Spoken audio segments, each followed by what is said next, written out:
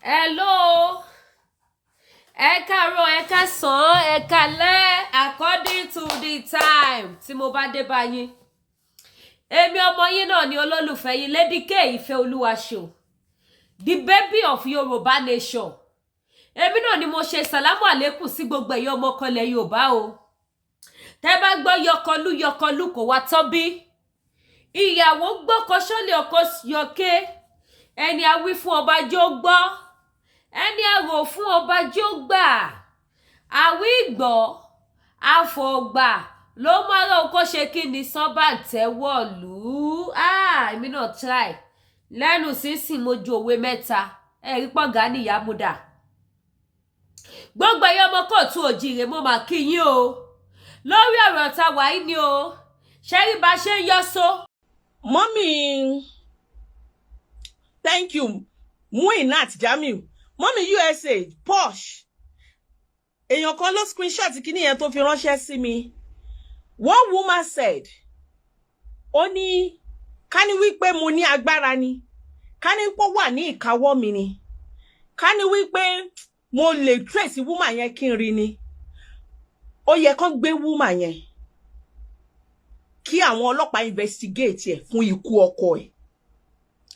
Kí ni woman yẹn kọ nígbà tí mo kà mo rẹ́rìn. Ó ní Mewọlaka ló ba ilé òun jẹ́. Ẹ máa gbọ́ nǹkan tó ní Mewọlaka ṣe o. TY, ṣé question tó ń béèrè lọ́wọ́ mi rè, are you telling us now that men marry second wife because their wives are bad?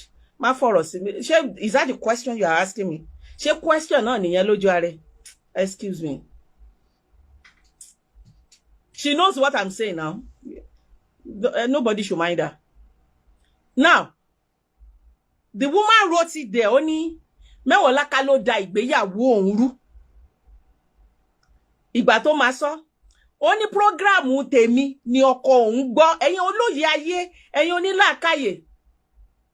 Ẹ má bá mi fetí bọ́rọ̀ yìí lọ o. Ó ní Mewọlaka ló da ìgbéyàwó òun rú. Ó ní programu Mewọlaka ni ọkọ òun gbọ́. Tí ọkọ ń fi lọ ní ìyàwó kejì. Ọkọ ò ní ìdí ìyàwó kejì. Kò yé yín? Ọkọ ò ní ìdí ìyàwó kejì. Ṣùgbọ́n program Mewọlaka ló ṣe jẹ́ kó realize wípé òun ní ìdí ìyàwó kejì adopt. Ẹ ti rábò sí ibẹ̀ yẹn. Ìyẹn ò tiẹ̀ wá dùn mí o. Ìyẹn ò dùn mí o. Ó wá ní nígbà tó níyàwó kejì tán, ó ní ẹ̀mí ọkọ òun ò gbé. Ó ní ẹ̀mí ọkọ òun ò gbé ìyàwó kejì. Ó nígbà tí ìyàwó kejì yẹn bí ọmọ kan tán, ó ló wá lọ ní kidney problem. Ó ní ọkọ òun wá kú. The question I asked myself when I read that post was, kí ni kidney problem? Kí ló ní í ṣe pẹ̀lú ìyàwó kejì? Kí ni ikú ọkọ ní í ṣe pẹ̀lú ìyàwó kejì? Ẹni tó bá ní làákàyè, those are the questions tó yẹ ká béèrè. Kí ni kidney problem ní í ṣe? Ṣé woman yẹn sọ fún mi wípé tí ọkọ òun ò bá fẹ́ yàwó kejì, ọkọ òun ìbá ti má ní kidney problem ni? I don't get it. Ọkọ ìbá ti má kú. Tó bá jẹ́ wípé woman yẹn wá sọ wípé nítorí pé ọkọ oníyàwó kejì ló ṣe ní kidney problem, mo demand the justice fún ọkọ yẹn. Kó béèrè lọ́wọ́ woman yẹn kí ló fún man yẹn jẹ nítorí pé oníyàwó kejì tó kidney man yẹn fi collapse. Kí ló fún man yẹn jẹ tí kidney man yẹn fi bàjẹ́ láàrin ọdún méjì péré tó fi níyàwó kejì? Madam, I don't know you. Ìwọ ló pa ọkọ ẹ. They should investigate you. And ọkọ ẹ ò fẹ́ yàwó kejì nítorí wípé Mewọlaka sọ wípé kó lọ fẹ́ yàwó kejì. Ó ṣeé ṣe kó jẹ́ wípé nígbà tí ọkọ ẹ ń gbọ́ programu mi, ni ọkọ ẹ realize wípé ìyàwó ibi tó ń gbé wọlé yìí tó jẹ́ ìyálé ilé òun yìí kò ní bá òun kalẹ̀, olórí burúkú obìnrin lòun fẹ́, jẹ́ kó níyàwó kejì, ìwọ ló wá pa, ìwọ ló fún níwọ jẹ. Nǹkan tí ó dẹ̀ wá dùn mí lórí ọ̀rọ̀ yìí ni wípé ìwọ náà ló lose. Ìdí ni wípé ìyàwó kejì tí wọ́n fẹ́ wọlé, ọmọ kan ṣoṣo ló bí, a move on.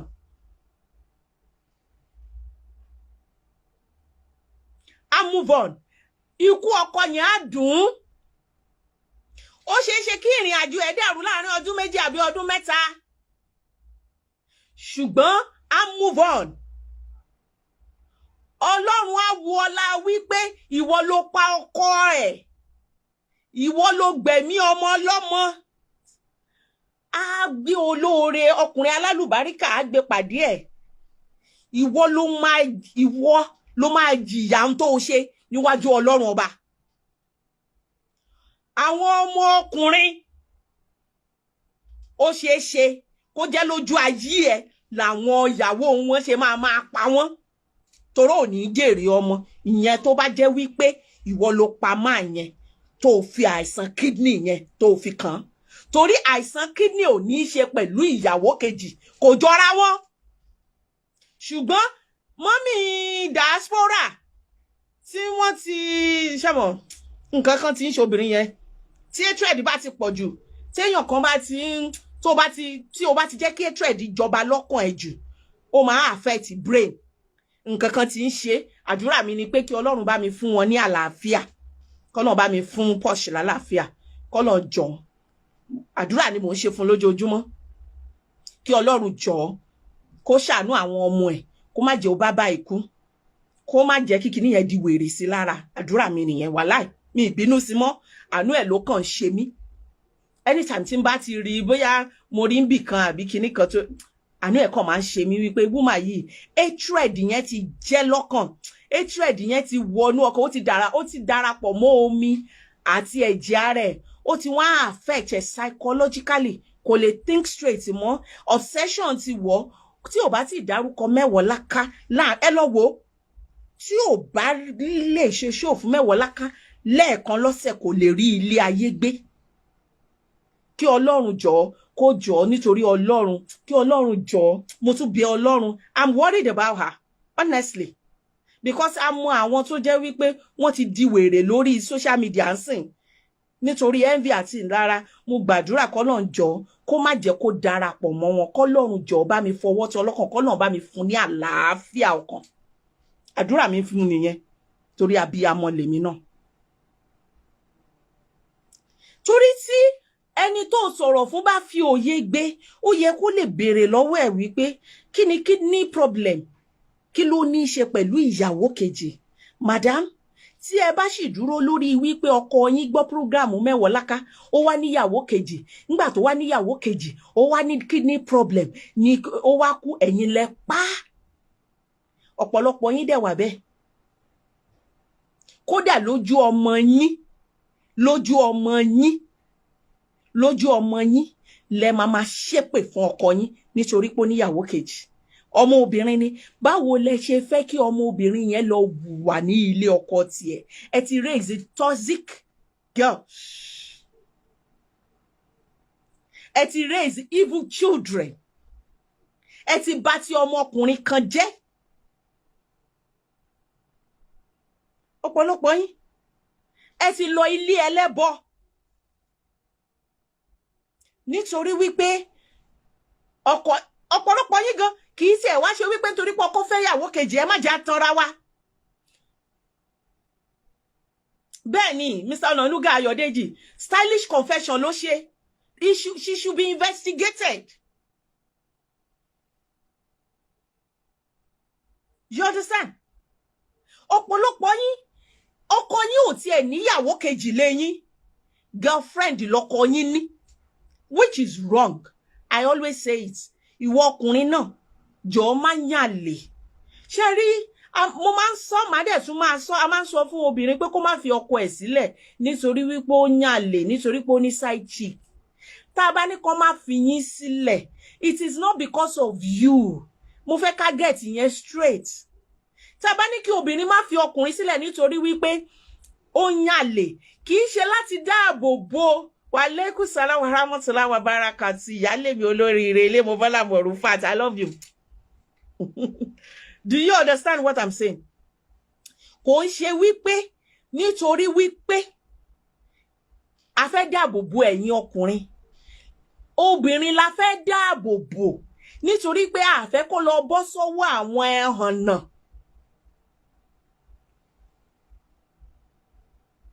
Nífẹ̀ẹ́ mi ti bínú. Ẹ bá mi bẹ̀ nífẹ̀ẹ́ mi. Nífẹ̀ẹ́ mi má bínú pẹ̀lẹ́. Wàá wà okay, ṣé o ti gbọ́? Wàá wà okay. Thank you, success. Ní yẹ̀yà ẹ̀, o lè dún mọ́ta.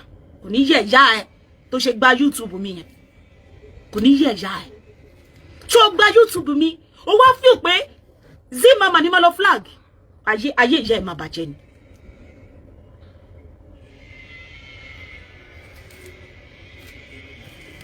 Ayé ìyá ẹ̀ máa bàjẹ́ ni bó ṣe flag YouTube mi yẹn. Ó wò bí gbogbo èèyàn ló fi monetization jẹun ni. Ó bí gbogbo èèyàn ló ń ṣe bẹ́ẹ̀ ni.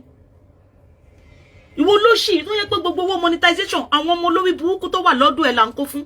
Ṣé kí n kó gbogbo receipt síta ni? Kí n má bẹ̀rẹ̀ sí kó receipt orúkọ wọn síta?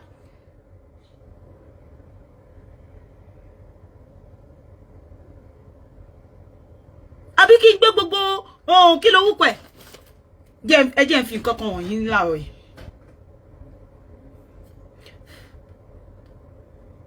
Kẹ́ bá lè mọ̀ pé mi ò ní parọ́ mọ́.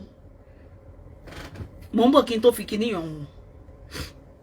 Ẹ lọ sí Psalm 1 láti verse 1. Only blessed is the man that walketh not in the counsel of the ungodly. Ó mọ̀ pé mi ní parọ́ mọ́ ẹ. Mi ní parọ́ mọ́ ẹ. Only no standard in the way of sinner, no sitteth in the seat of the scornful, but his delight is the law of the Lord, and is the law does immediately day and night. Jẹ́ kí n fi kíní kan wọ̀nyí tó wà lórí social media. Mi ní parọ́ mọ́ ẹ. Èmi àti ẹ ti ṣe ju kí n lè parọ́ mọ́ ẹ lọ. I will never lie on you. This is your group. This mi bo je your internet ku torí àwọn customer. This is your group. This is your group. Shotiri group eni. This is your group. Shotiri bá ṣe fún wọn lówó. This is your group. This is your group.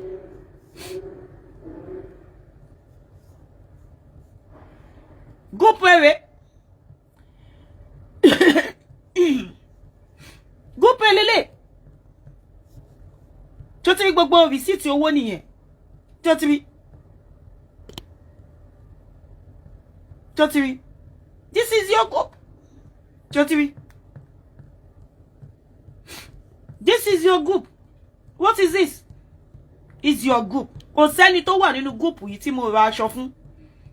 Tí mo ra adìyẹ fún. Kò sí ẹni tó wà nínú group yìí. Tó ti yẹ ó sì kó ẹyọ kan. Méjìlá ni.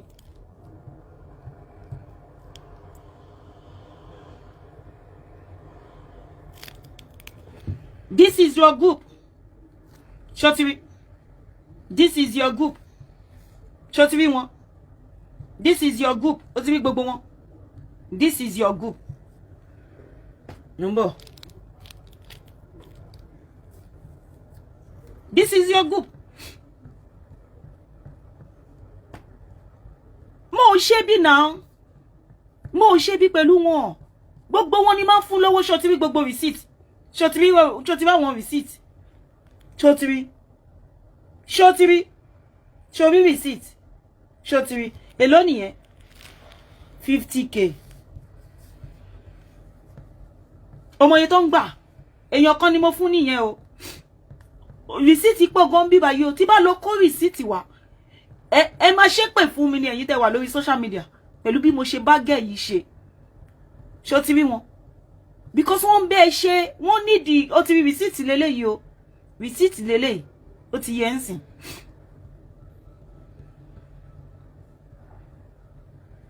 Shotiri, this is your group. Ability warrior group, kọ́ nìyẹn. Shotiri. Àbí ẹ fẹ́ gbọ́ voice note èèyàn kan nínú wọn. Ẹ fẹ́ gbọ́ voice note èèyàn kan nínú wọn. Ṣé ẹ fẹ́ gbọ́ voice note? Mi hate àwọn people yẹn. Àwọn tó ń tẹ̀lé ẹ̀yìn mi hate wọn. Ó ti yẹ ń sìn. Mi hate kankan nínú wọn. Wọn ò tí ojú wọn máa tó là. Ó ti yẹ. Kò sí kankan nínú wọn tí mo hate. Shotiri, this is your group. I did not create this group. Oh. You created it. O de fi mi pé kí n lọ wo nǹkan tó ń ṣe nínú bẹ̀. Everything ni máa ń ṣe fún wọn. Kò sí nǹkan tí mo ń ṣe fún wọn. Did you see? This is your group. This is your group. Shotiri. This is your group. This is your group. Shotiri group anyway. This is Lizzie Warrior group. You see? What do you hear? Olófò ni ẹ́. Olófò ni ẹ́ sẹ́. Honestly speaking. You are confirmed olófò. Ṣùgbọ́n àwọn ọmọ tó ń tẹ̀lé ẹ̀ wọ́n ṣe mí. Ìwọ nìkan ni mo dá sẹ̀ríà fún. Kò sí nǹkan tán lè ṣe. Tó bá bí mi nínú jù, màá lọ sórí page wọn.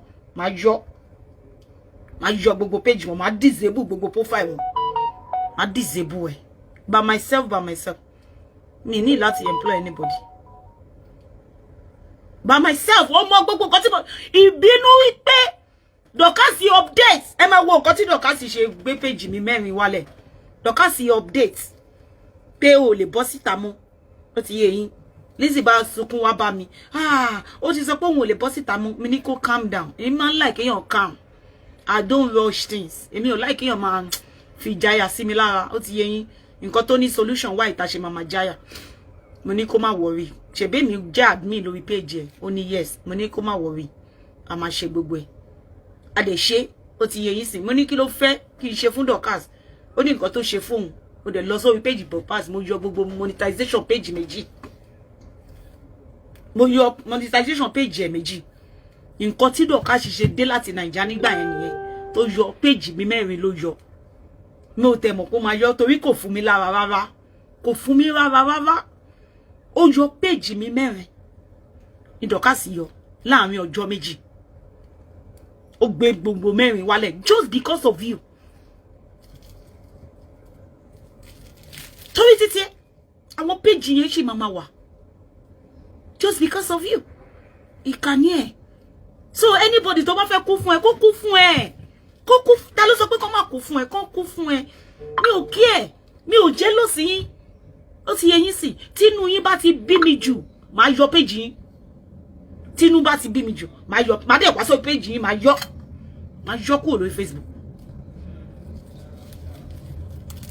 Ní ìbá yín náà jà ẹ fẹ́ mi àti ẹ̀ sílẹ̀. Tó ṣe wà yẹn mi ò bọ́ síta máa bú torí boyfriend mi ò ní like kò tiẹ̀ like nǹkan tí mo ṣe yìí gan. Ó ti yé yín sí ó ti pè mí pé mi mo yìí náà ẹni. Do you understand? Ó kàn fẹ́ kí n bọ́ síta kí n ṣe show mi. Àtàná ni mo ti sọ fún máa ṣe show láàárọ̀ yìí o máa ṣe show láàárọ̀ yìí o.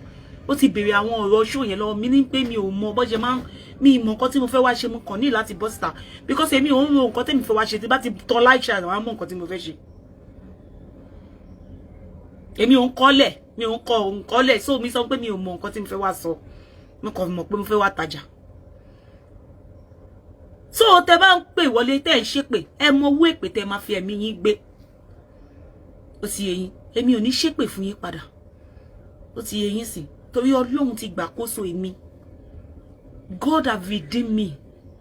I am now the light. I am no more in darkness. I was in darkness before, but right now I have now received light. And I am a light. I am the light of Almighty God. Nobody born of a man or born of a woman can dim my light. Ibi tèmi àti yín wà ní. Ibi tèmi mọ̀ ní. So, kò sí nǹkan tẹ́ ṣe ẹ ṣẹ̀ mí. Ó ti yé yín. Tí bá dẹ̀ ṣẹ̀ yín, wàhálà ti yín ni. But èmi o, mi lọ́tà. Ó ti yé yín. Ṣó ti yé yín sì. Téèyàn kan bá bọ́ síta ńsìn tó sọ pé òun fún mi ní 10 million. Ẹ̀yin náà béèrè 10 million lọ́wọ́ ẹ̀ bóyá ó máa fẹ́ yín náà. ẹ bá béèrè 10 million lọ́wọ́ ẹ̀ bóyá ó máa fún yín. Èèyàn tí mo ra tea bag lọ́wọ́ ẹ̀ ní 2021 tí mo ra tea to emo tea bag 25 pieces ló tà fún mi ní 75,000 naira. Ló tà fún mi ní 75,000 naira. Ìjọ́ tí bá máa gbé rìsíìtì aṣọ birthday mi jáde fún yín. Aṣọ birthday mi, ìjọ́ tí bá máa gbé rìsíìtì ẹ̀ jáde, gbogbo yín máa gbogbo èpè yín tẹ́ tí ń ṣe láti jọjẹ́ ẹ máa kó mi padà. Ṣùgbọ́n ẹ jẹ́ kó máa flex. Ẹ jẹ́ kó máa flex muscle ẹ lọ. Ṣó ti yé yín sìn? Ẹ jẹ́ kó máa flex muscle ẹ lọ. Ṣé kò yé yín? Ìjọ́ tí bá máa tí bó ṣe ta aṣọ yẹn fún mi, ìjọ́ tí bá máa gbé gbogbo ẹ̀ jáde, ó máa yà yín lẹ́nu. Ẹ jẹ́ kó máa ṣe ẹ jẹ́ kó máa ṣe kíní lọ. Ó ti yé yín? Torí pé èèyàn tó bá ní real evidence kò nídìí láti máa jàǹbá. Kò ní láti máa gbó. Mi sọ fún yín mi ò ṣe saga. Mi ò sí nínú saga. Mi ò dẹ̀ ní sí nínú ẹ̀. Láíláí. Ó ti yé yín sí. Òun ló bẹ̀rẹ̀ láti yọ YouTube mi. No, tí mi bá ṣe mo máa sick. No. Tí mi bá ṣe padà máa sick. Máa sick. Èmi tèmi bẹ́ẹ̀ yọ gbogbo nǹkan wọn lélẹ̀ lórí social media, lórí YouTube, everywhere. Èmi ni mo bẹ́ẹ̀ fọ gbogbo YouTube yẹn. Mo bẹ́ẹ̀ fẹ́ mọ́. Gbogbo YouTube yẹn èmi mo bẹ́ẹ̀ yọ gbogbo wọn dànù. Èmi kí ni burúkú yìí náà ni. Ṣé kò yé ya ẹ̀? Èmi ni mo bẹ́ẹ̀ mú kí lorúkọ ẹ̀ wá. Ẹni tí ẹ sábọ̀dù ń kígbe lé ní dọ̀tẹ̀ ní kí lorúkọ jẹ́ ìyẹn tó máa ń bú ẹ̀gan yẹn tó wà lórí YouTube. Èmi tí mo bẹ́ẹ̀ gbé jáde lélẹ̀. Ìwọ. God. Kí lorúkọ jẹ́ ìyẹn? Arẹwà. Èmi tí mo bẹ́ẹ̀ gbé jáde lélẹ̀. Ìwọ wá sọ pé YouTube ti tèmi. YouTube tèmi ò gbowó lórí ẹ̀. Wàláì tí bá jókòó 30 minutes, ayé ẹ̀ máa bàjẹ́. Tí bá jókòó sórí laptop yìí, just 30 minutes, ó mọ̀ pé nǹkan máa bàjẹ́. Ayé ẹ̀ máa bàjẹ́ ni. Ó wí pé mi ò fọwọ́ kan gbogbo blogging olórí burúkú tẹ̀ ń blog. Ẹ blog gbogbo Wellington náà. Ṣé mo sọ̀rọ̀? Ibo máa ti mọ̀ pé kò dùn mí, kò ṣe nǹkan kan. Àwọn nǹkan yẹn ò fọwọ́ kan mi. Gbogbo àìtó ṣe máa fọwọ́ kan YouTube mi. Ṣé tó bá ń ṣe show flag ẹ? Wọ́n flag ẹ, why tí wọ́n wá flag mi? Tó bá ń ṣe show, máa ṣe show ẹ nicely. Tí bá fẹ́ ṣe fún ẹ ò ní dúró sórí social media. Tó bá ṣe bọ́ síta báyìí máa tẹ̀ pa. Bó mi ò ṣe bẹ́ẹ̀ fún ẹ. Mo jẹ́ kó flex muscle ẹ. Mo fẹ́ kínú ẹ dùn. Ṣùgbọ́n wọ́n sọ pé o máa gbé YouTube tèmi wálẹ̀ wá dé wà láyé. Ayé ẹ máa bàjẹ́. Ayé ìyá ẹ á bàjẹ́. Ayé ìyá ẹ máa bàjẹ́. Má ṣe wú ẹ mọ́ next time. Tó bá ṣe bẹ́ẹ̀ ní next time, máa gbé ìyá ẹ wálẹ̀ tí gbòǹgbò tí gbòǹgbò. Máa gbé ìyá ẹ wálẹ̀ tí gbòǹgbò tí gbòǹgbò. Ìwọ ló fo. Gẹ́ẹ̀ tó wà lórí Instagram yẹn. Àwa kíní burúkú, èmi kíní burúkú tí mo sọ bí tó ń gbé ní Nàìjíríà fún ẹ nìyẹn. Àwa tá bẹ́ẹ̀ track ẹ̀ títí tá fi mọ bí tó ń gbé. Ìwọ ló fo aláyé bàjẹ́ mi. Ọ̀rọ̀ sí. Èmi àti mo sọ fún ẹ, mo sọ nígbà yẹn, mo lé mi àti ẹ ti go deeper.